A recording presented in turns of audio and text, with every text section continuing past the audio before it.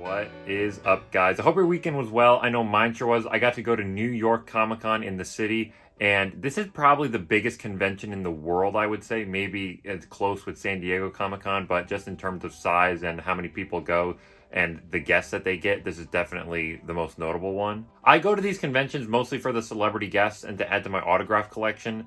New York Comic-Con's a unique experience because on one hand you get bigger guests, but on the other hand you have to wait in a lot longer lines and also pay more money. That's not a complaint, that's just an observation. I don't mind waiting in lines, especially for the bigger guests, but it's just an observation that I've made over the years of doing all these different shows. I won't waste any more of your time. I'll show you each person that I met and tell you how much they were, and also I'll show you a video of me meeting them. The first person that I met was Mary Elizabeth Winstead from the movie The Thing. Mary Elizabeth Winstead was in a whole bunch of stuff that I like.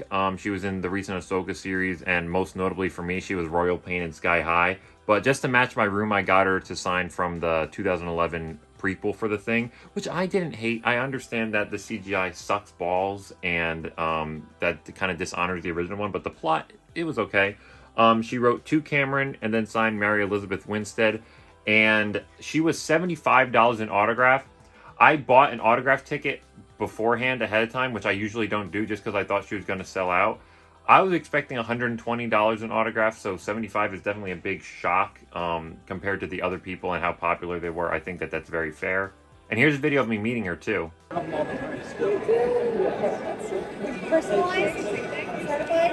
Hi, you are such a horror icon, but whenever I see you, I have to think of Royal Pain from Sky High. That's just the go-to. Thank you so much. Hello, friends. That's beautiful. Thank you so much. Have a good day. I waited in her line for probably 5 hours. I got there early too. I got there at like 12:30 and she didn't start signing until 1:30. But there was 50 people in front of me, and if I showed up any later, I would have been at the back of the 200 people that were behind me.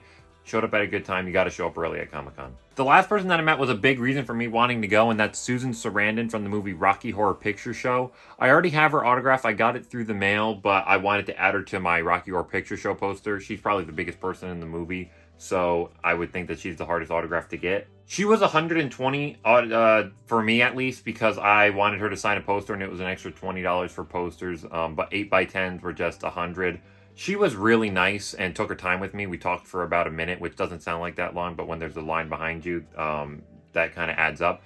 And something that always surprises me about New York Comic-Con is you can never tell who's going to have a long line and who isn't, because Susan Sarandon has been around for a while, you know, Thelma and Louise, Rocky Horror Picture Show, and the recent Blue Beetle movie. So I was thinking that she was going to have a really long line, but I was only waiting for maybe 45 minutes to an hour. Hello. Hi there. That's got to be the one you signed for the most, right? It's just such a good movie. That's a good one too. That's a classic. Any Blue Beetles? That was a good one. Yes. That was a day one. I was very impressed by that. I'm so happy we got to see it. It was very... Could I just goal, whichever? Right, that's perfect right there. It was very frustrating not being able to do press because of the strike. Yeah, I Didn't can really imagine. get a chance to- But people love it, it seems, and it's the beginning of a new They generation. know about it. So pass the word. Yeah, oh, I will. I already have. But this is gold, right? So maybe I should do it down. That's perfect, yeah. Thank you so much. Oh, that's